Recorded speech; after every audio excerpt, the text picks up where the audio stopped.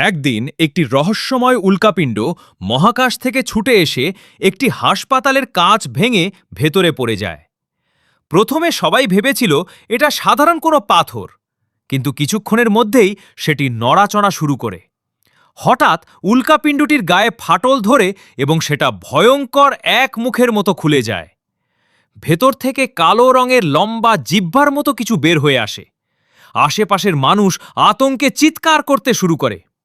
একটি ছোট মেয়ে ঘটনাটি দেখে এতটাই ভয় পেয়ে যায় যে সে দৌড়ে পালানোর চেষ্টা করে, কিন্তু সেই অদ্ভুত প্রাণীটি মুহূর্তের মধ্যেই মানুষের উপর আক্রমণ শুরু করে।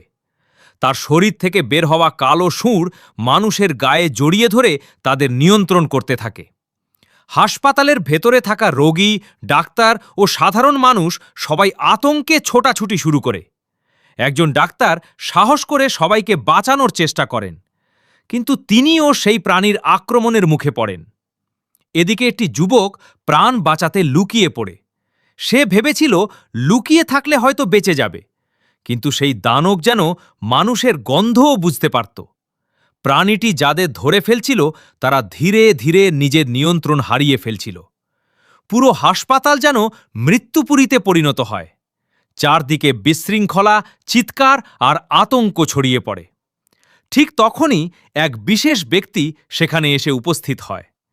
তিনি বুঝতে পারেন যে এই ভয়ঙ্কর দানবের শক্তির উৎস হল সেই উল্কাপিণ্ড। অনেক কষ্টে তিনি দানবটিকে দুর্বল করে উল্কাপিণ্ডটি তার কাছ থেকে আলাদা করতে সক্ষম হন। উল্কাপিণ্ড আলাদা হতেই দানবটি ধীরে ধীরে দুর্বল হয়ে আগের অবস্থায় ফিরে যায়।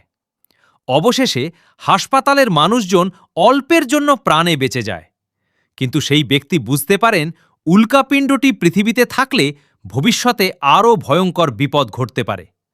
তাই তিনি উল্কাপিণ্ডটি নিয়ে দ্রুত একটি মহাকাশযানে উঠে পৃথিবী ছেড়ে চলে যান, যাতে আর কখনো এই দানব মানুষের ক্ষতি করতে না পারে। ভিডিও ভালো লাগলে লাইক, ফলো করবেন।